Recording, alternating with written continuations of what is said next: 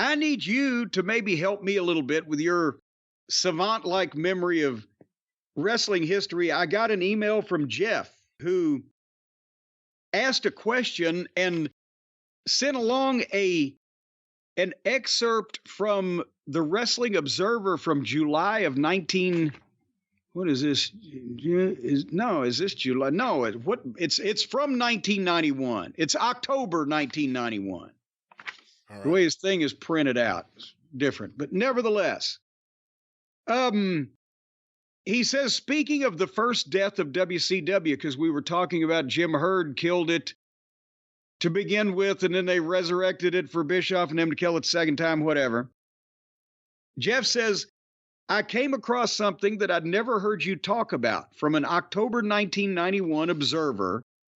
Before Paul Heyman was brought back that fall from one of his WCW suspensions, they offered you the role as lead manager?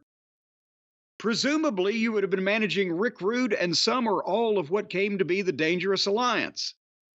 Bob Eaton and Arn Anderson, of course, make sense. And then there were Larry Zbyszko and, intriguingly, Steve Austin. Do you remember how it was pitched? Like I said, this was new to me, if indeed it was a different occasion than when Dusty asked you to come back as an announcer and you cited your loyalty to the LPWA, which I told that story. And that would have been an earlier 91. Yes. Well, he said the timing was interesting because Heyman came back for Rude's debut at Halloween Havoc, and the previous night on October 30th, you taped the Smoky Mountain Wrestling pilot episodes in Greenville, South Carolina. And here's the problem. It says there is a Observer blurb here that he sent along. The biggest surprise on the WCW pay-per-view was the return of Paulie Dangerously as the manager of Rick Rude and Medusa. A lot transpired over the past week in that situation, which was still touch and go until 2 hours before the show was scheduled to begin. Dangerously had announced a press conference on Friday at the China Club in New York to talk about his suspension.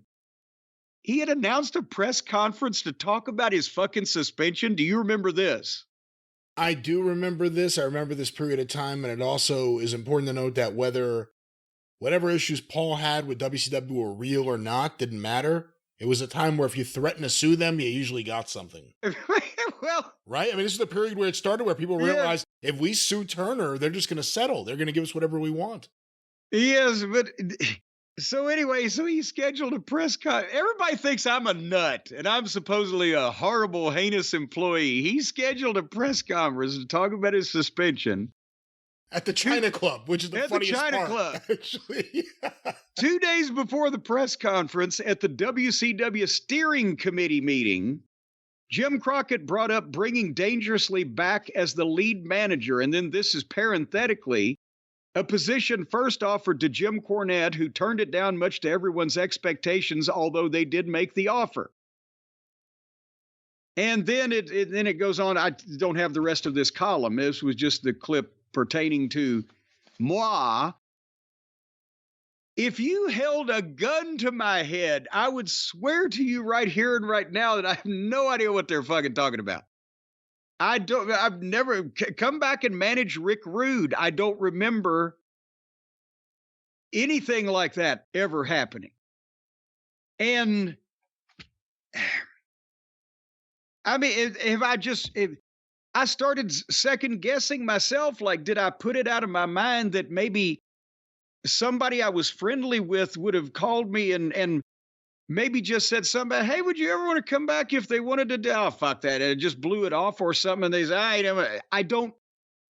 But no, that was never pitched to me, so I can't describe the pitch. And in 1991, I remember, and it was warm weather. I remember that much. It was warm weather. One day, Bobby Eaton he was working that night in Columbia, South Carolina, and he asked me, he said, hey, Corny, you want to ride down with me? And I did, just for the sake, I just wanted to ride in the car with Bobby because it was an hour and 15 minutes on the interstate, just long enough but not too long. I knew that nobody from the office is going to be at a house show in Columbia. I'm not mad at anybody except people from the office. And there may or may not have been a young lady that used to go to the matches in Columbia that I wondered if she was going to be there. When would this have been? In 91? Somewhere in warm weather. Okay. That's all I remember. But it definitely had to be, 4 or 5 months after we left easily. It was the following spring. We left, end of October 90. So anyway, I rode down there with Bobby and visited with some people. And that's, I think, Tracy Smothers, Steve Armstrong were there at that point in time. And a blah, blah, blah. And several different people, oh, are you coming back? Or are you going to? I said, no, I'm riding with Bobby. And of course, everybody's supposed to have an ulterior motive. So they assumed I was, but then they found out I was only riding with Bobby. And I'm trying to think if that may be one of the times that Paul Lee had called, because I definitely over the winter time, he called 2 or 3 times, say, you got them right where you want them. They'll give you anything to come back. You got them right where you want. He was calling to make sure that I was serious about not coming back. Every time I would say, Paul, I don't care where I got them. I don't want them. I ain't coming back. They don't need to make me an offer. I'm done. But he would call and check and make sure I wasn't coming. But otherwise than that, until it was 1992, because I was already... No, I tell a lie. Nobody knew. When was Dusty there? That's what I want to ask you about. Dusty went back at the beginning of 1991 officially. Rumors started going around at the end of 1990 that he was finishing up with Vince and that he was going to go back to be the booker for WCW coming off Ole Anderson's disastrous run. They were ready to go back to Dusty. Dusty and Dustin finished up Royal Rumble 1991. Dusty was doing commentary on the next WCW event. Okay. Well, then in that case, maybe because I was thinking 1992. The point is, when I talked to Dusty and had the meeting with Dusty in Atlanta, that's at the period of time where I knew I was setting Smoky Mountain Wrestling up, but nobody else knew that I was setting Smoky Mountain Wrestling up yet, which means it was before October 1991, because when we did our pilots in Greenville on the 30th, that's when people at least knew there was a thing called Smoky Mountain Wrestling. So I guess Dusty was going to pitch me to be the leader of this. Well, it would have been a dangerous alliance, but we didn't get that far because we didn't get that far. And what I kind of did a Paulie. Remember when Paulie said to Dixie Carter, said, well, I'll book the company for you, but you got to give me a piece of it, of ownership piece, because he knew that that's the one thing that she would never do, and then he could look like the babyface. Well, I didn't want to turn Dusty down, but that's when I cited the LPWA, because I said, well, I've committed to them. They're doing these TV tapings once a month. They're going to do pay-per-view, and well, maybe if there's something that where I could still do that, right? And do that. I knew they wouldn't go for that, because I said, Herd's still there. I don't want to fucking be around him. You won't ever have to see him. You just deal with me. Well, that would have been out of his hands, instantly anyway. And then that's when Dusty said, well, in some statement he made, he said, I think he still wants to do the LPGA. But anyway, so maybe that's what that was. I don't know. Again, important to note, I think officially Herd was fired or Herd resigned, whatever it was, at the beginning of 92, January 92, but I want to say Kip Fry, was introduced on TV before that, but it's that period of time, the end of 91, early 92, before Bill Watts gets there, that I guess we'd be talking about here, and specifically before Halloween Havoc, which is the tail end of Jim Herd's run.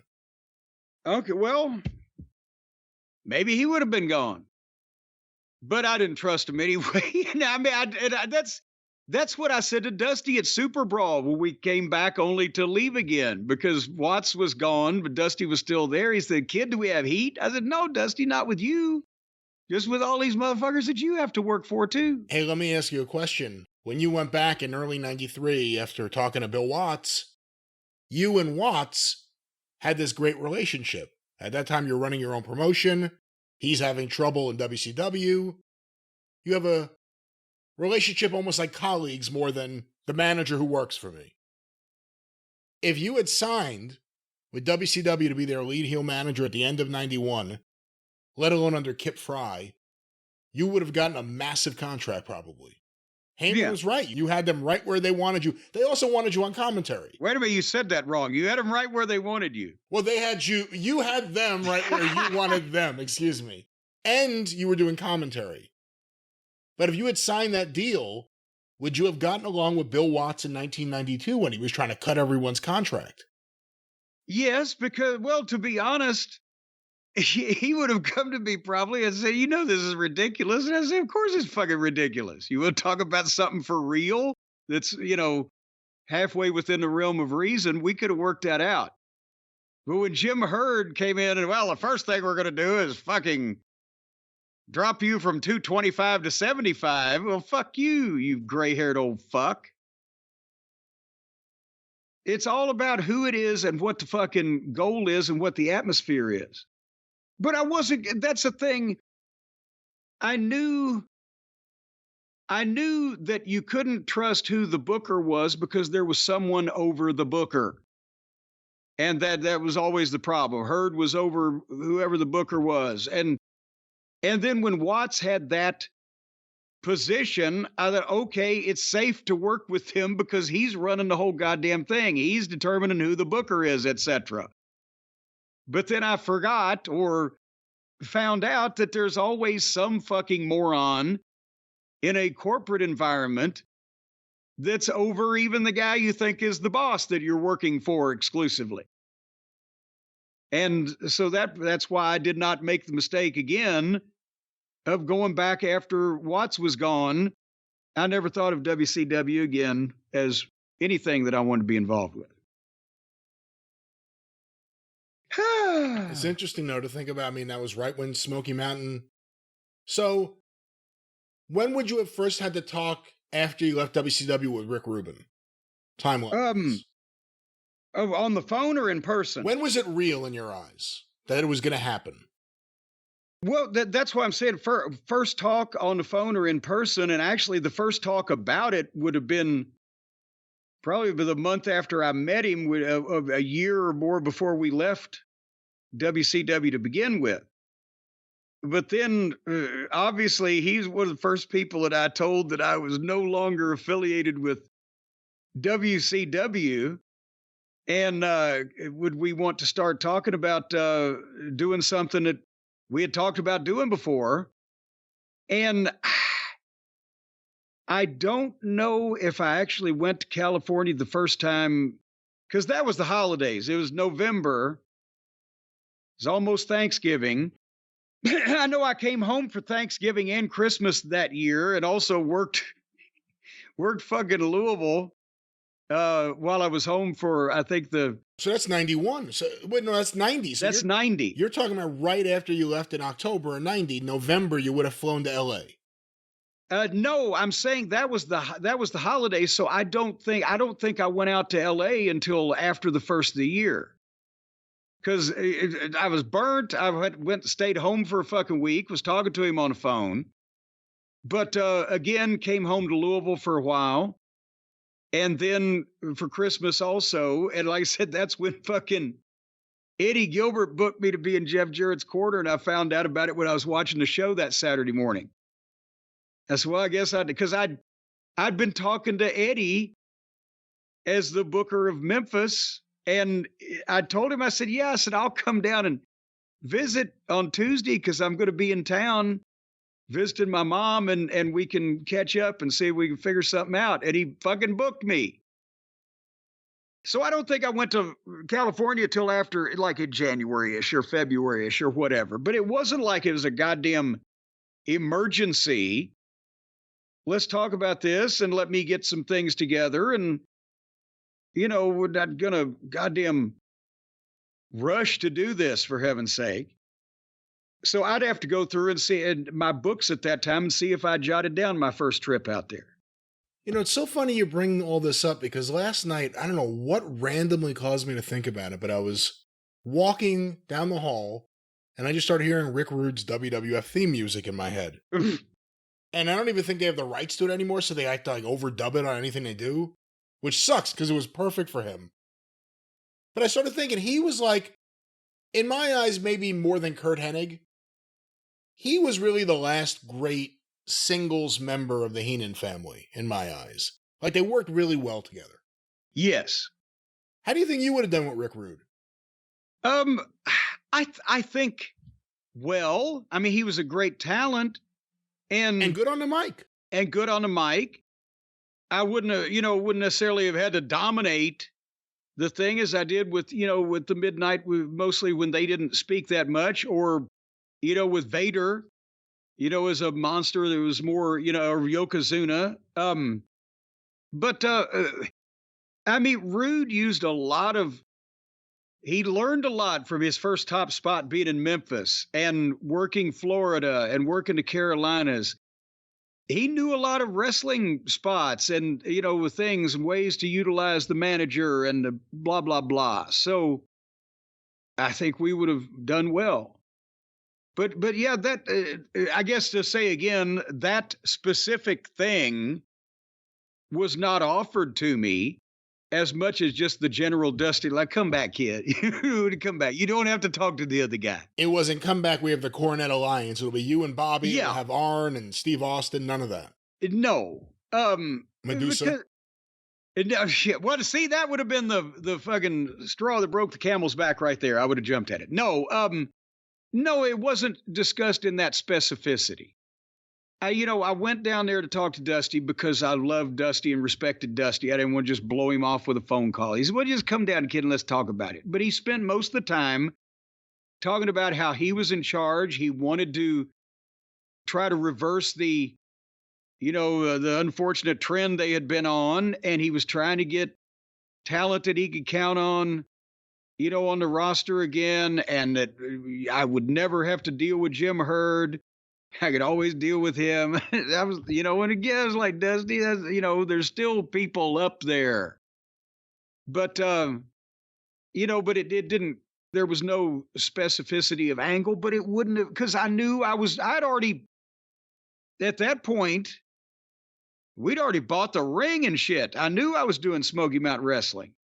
Just nobody else did. So I wasn't going to take it if they said, and, at that point, even if it was like, get the Midnight Express back together, I honestly thought I'd be getting the Midnight Express back together anyway. I didn't think they'd keep Bobby as long as they did. They fucked everybody else around. But it wouldn't have made any difference. I love what ifs, especially this one. I never really thought about it. The idea of you being in that role instead of Paul E. And that's really the best role Paul E ever had in WCW, the Dangerous Alliance. It would have been you working against Sting, Steamboat, Nikita. It would have been interesting. And then there would have been nobody to draw more people in Knoxville than they were drawing in Atlanta in 1994. You didn't reveal to anyone what you were doing. What do you think would have happened if you had told Dusty, I can't come in because I'm actually starting up. I'm going to be doing something. I'd love to work with you guys. Or even if you didn't say I'd love to work with you guys, what do you think would have happened if you had revealed that you were starting up?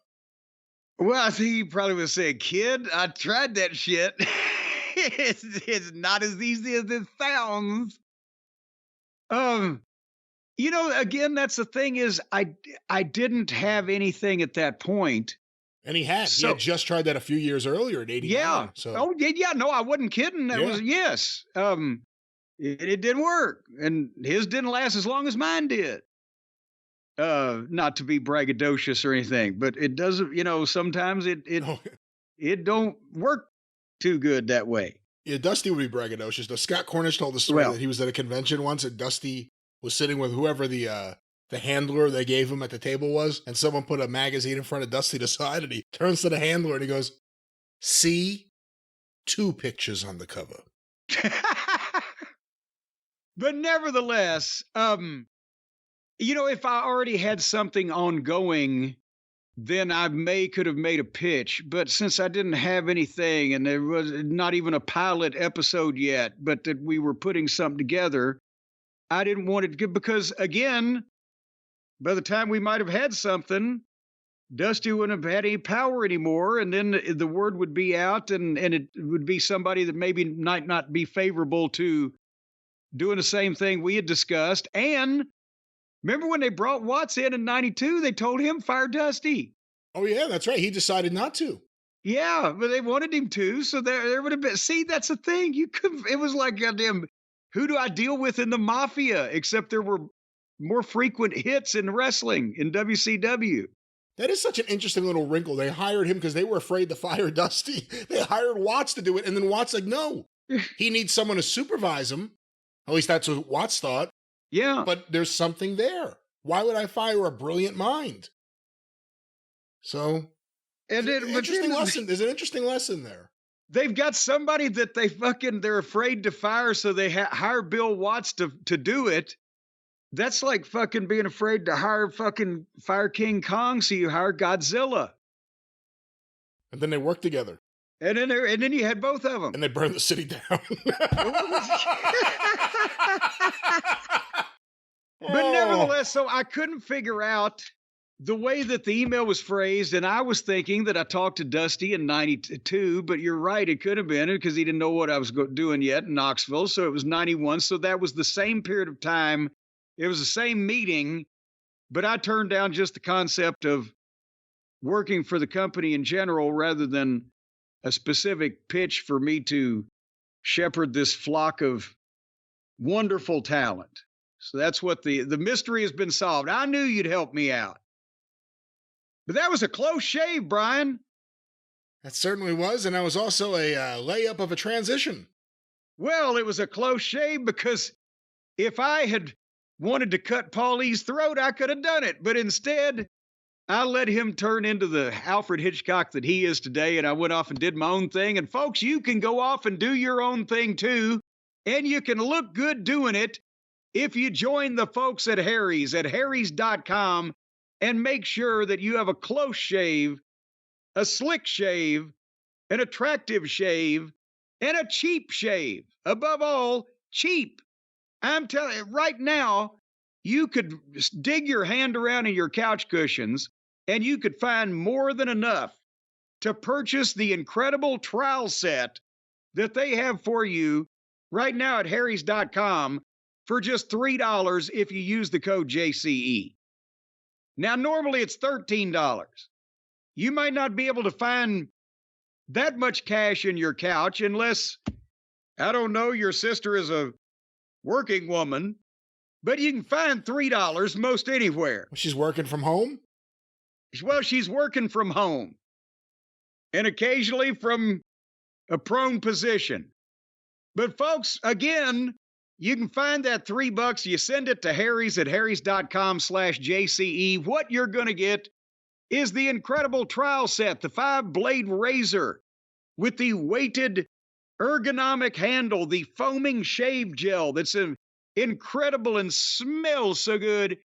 And of course, the travel cover so you don't slice an artery on this incredibly sharp 5-blade razor that's sharper than a serpent's tooth. And then if you like the trowel set, then you sign up for all of Harry's. They've got all kinds of self-care products. You like self-care, don't you, Brian? The hell does that mean? Well, sometimes you got to take care of yourself. For example, when Suzanne's not home. She's not home right now. Well, this is the perfect time for some self-care. Oh. So they've got the richly lathering, skin-softening body wash where you can smell like redwood or wildlands or stone. I want to be lathered and washed and smell like grizzly wet redwood. What did you say? No, redwood or wildland. You can smell like wildlands. Sometimes I understand Wildlands. This month it's the murky Okefenokee swamp in southern Florida, but you'll smell like it. And extra strength, high quality, amazing smelling deodorant. Does it really say wildlands? For just $5, it's where you can smell like redwood, wildlands, and stone. And you might think that rocks don't have a distinctive odor, but by gum, you know, it's all about nature. They've got hair and grooming products that fit your unique look and needs over at Harry's. So if you have a unique look, if you don't look like anybody else in the world, or maybe nobody else in the world looks like you, Harry's not going to worry. They're going to send you some stuff that fits your needs. They've got the highest customer satisfaction in the shaving industry.